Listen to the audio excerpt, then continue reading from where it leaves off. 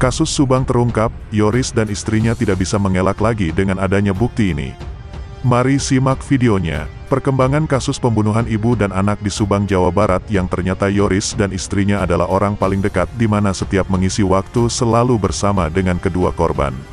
Seperti diketahui sebelum malam kejadian sorenya kedua korban pergi ke rumah Yoris dan istrinya untuk acara makan bersama, liwetan. Di sana juga ada saksi Danu, namun anehnya kenapa Yoris, istrinya dan Danu tidak mau membantu pihak penyidik agar segera terungkap dan mendapatkan petunjuk siapa pelaku dan tersangkanya.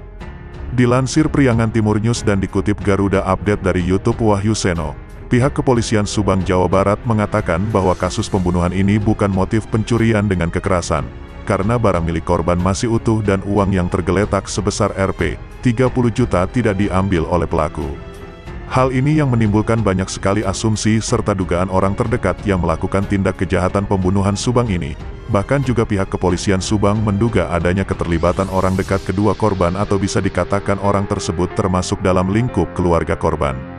Tetapi semua orang dekat dalam kasus ini yang menjadi saksi sudah diperiksa secara maraton oleh pihak penyidik kepolisian Subang, Jawa Barat. Tetapi pihak kepolisian tidak mendapat petunjuk apapun dari semua pernyataan atau kesaksian keluarga dekat kedua korban.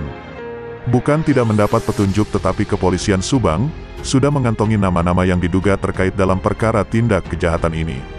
Hanya saja bukti yang belum didapat untuk menetapkan nama-nama itu. Ada beberapa orang dekat yang masih menjadi saksi terperiksa sampai saat ini. Dia adalah Pak Yosep, Yoris, Danu, dan juga istri Yoris yaitu Ibu Yanti. Dari beberapa nama ini ada yang meninggalkan jejak di TKP, dia adalah Pak Yosep dan juga Danu. Sedangkan Yoris dan Yanti tidak ada jejak sama sekali di TKP.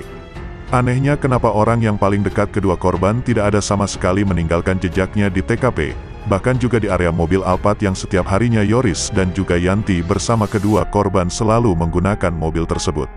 Yoris yang selalu membawa mobil tersebut karena keluarganya tidak bisa mengemudi, dan Yoris pun selalu membagikan potret kebersamaannya dengan kedua korban di sosial media miliknya. Namun belum diketahui siapa yang terakhir membawa mobil Alphard tersebut sebelum kejadian pembunuhan ini. Lalu kenapa pihak kepolisian selalu hanya memeriksa secara intensif saksi Pak Yosep dan juga Danu?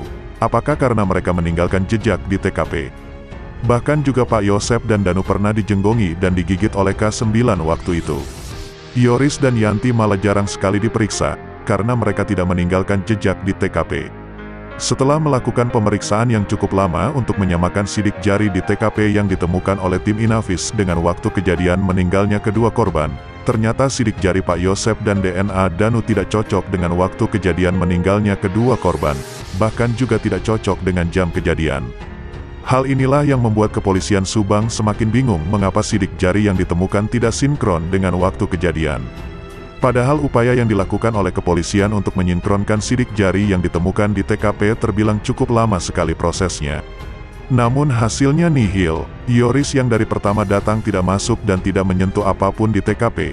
Hal ini memang terbukti Yoris hanya berdiri dan memang sama sekali tidak menyentuh apapun di TKP. Di pemakaman pun Yoris tidak sama sekali menyentuh ataupun ingin menguburkan kedua korban. Hal inilah yang membuat asumsi publik apakah memang Yoris takut ada jejak bila memang Yoris adalah pelaku atau terlibat dalam kasus ini. Karena bila terbukti ada jejak Yoris dan istrinya akan diselidiki oleh tim penyidik kepolisian Subang. Kenyataannya Yoris dan Yanti seharusnya membantu untuk mengungkap siapa pelaku yang sebenarnya bukan malah menuding kesana kemari. Sekian informasi yang dapat kami sampaikan. Semoga bermanfaat. Sampai jumpa di video berikutnya. Terima kasih.